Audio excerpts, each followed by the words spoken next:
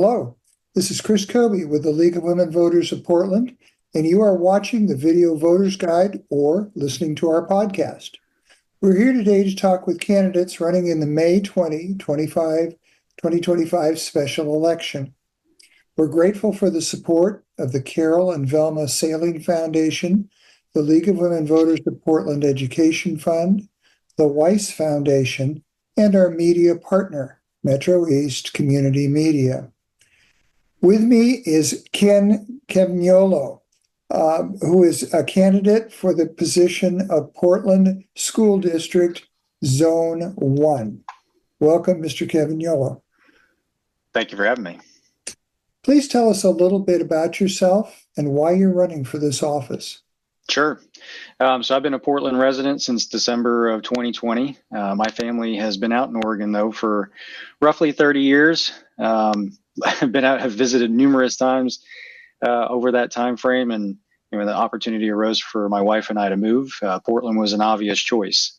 Having been out here, and I guess my background, I got my PhD in astrophysics, my bachelor's in physics from Georgia Tech, and as lifelong academic up until 2011 when I left academia and joined private industry. And public education is something that is near and dear to my heart. I'm a public school kid all the way through, from kindergarten all the way to my second postgraduate work.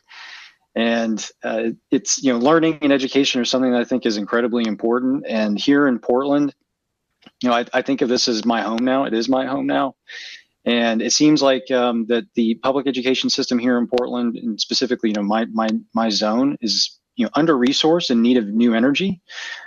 So as someone who's had a lot of success in public education and private sector, I feel like I bring, needed fresh ideas and a real clear-headed focus on especially a lot of the fiscal issues that the district is having. I've seen firsthand how strong leadership and clear goals, along with smart budgeting, can transform organizations. I've worked at everything from small, scrappy startups to mid-sized private companies to, currently I'm at one of the largest corporations in the world. And so I want to put that experience to work for schools, because like I said, public education is something that everybody has a right to, especially high quality education. And I hate the idea that people like me, and especially like kids that aren't like me, don't have the opportunity to access high quality education going into the future, and that's something I want to do. I want to do something about that. What's your understanding of the primary functions and responsibilities of a public school board member? Yeah, I feel like it's in the name. So I want to preface this question by saying I do not think that the government nor public entities are responsible for running like businesses or providing services as if they were businesses. And so, however, I do think that the business organizational model is a good surrogate for how I think about the school board. So it is a board of directors. And in my experience, the most effective board of directors are ones that are providing advisement and guidance in terms of the vision and mission of an organization. The beauty of the school board is that the vision and mission that they are attempting to lay out is one for, a high quality education for students. And I think of the superintendent as the CEO. There is actually a C-suite at PPS. And so in that regards, a board provides strategic oversight, fiscal stewardship, accountability, and especially community engagement. How would you address the issues facing the district schools that you consider the most urgent? Yeah. So let's start with what I think the most urgent issues are. So first and foremost, it is student achievement. The definition of that term is very broad. Achievement. I am baselining against standardized tests. There is, obviously, graduation rates and completion rates. SEED survey results, other measures can go into that definition of achievement, but it has been declining over the last decade. Over that same time frame, graduation rates have increased, the completion rates have increased. So you could argue that maybe achievement is either flat, stagnant, or maybe slightly declining. So I think that's the first order of business, is addressing that. Second is the chronic underfunding and budgetary issues. So money in, money out. So, where's the money that's coming in sometimes doesn't feel like enough, and the money going out sometimes it feels like it's too much compared to the outcomes. The other is educator empowerment. Educators are the heart and soul of the education system alongside students, and they need to have great, fruitful work environments that they're motivated and inspired to go to in every day. And I feel like those are the areas that I really want to focus. You are listening to the Video Voters Guide interview and podcast of Ken Cavagnolo, who is running for the Portland School Board Zone 1. Next question is, what are your thoughts about student use of personal cell phones while Sure. school is in session? So I went to school when cell phones were not a thing, especially in the classroom. So I do not have firsthand experience with this, and so I don't want to presume about the utility and value of having a phone in school. However, research and survey results are indicating that they are potentially a distraction. They are hampering, for example, management of the classroom by educators. Additionally, they might be associated with declines in student achievement in particular areas that require high levels of attention and focus. I know that there's a state policy proposal out there right now for, I don't want to use the word banning, but enforcing policies that prevent phones in the classroom.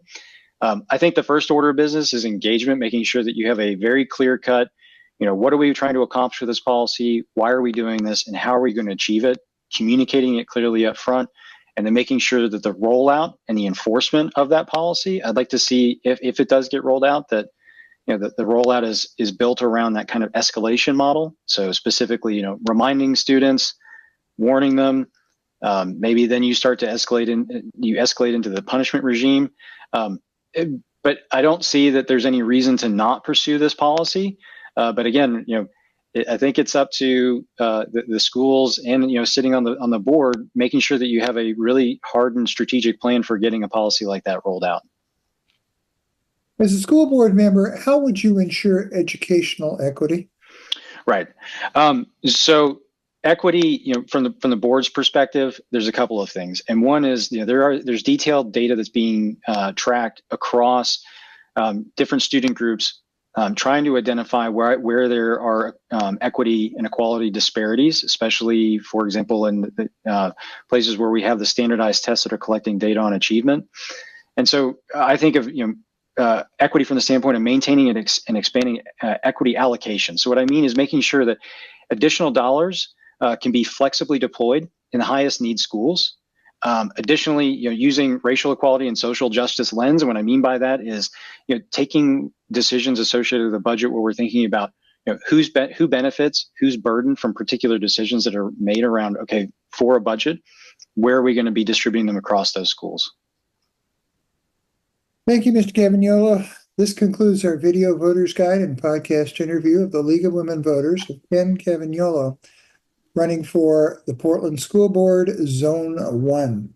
Election Day is Tuesday, May 20th. To find additional election resources, including online identification of other candidates and ballot measures on which you may be able to vote, please visit the League of Women Voters of Portland's website, lwvpdx.org, and vote411.org, and then exercise your right to vote. Ballots will be mailed out starting April 30th. For your vote to be eligible to be counted, your ballot must be received by the Multnomah County Elections Division or one of the 23 designated ballot drop boxes in Multnomah County no later than 8 p.m. on Election Day. Your voice matters. Thank you for your interest.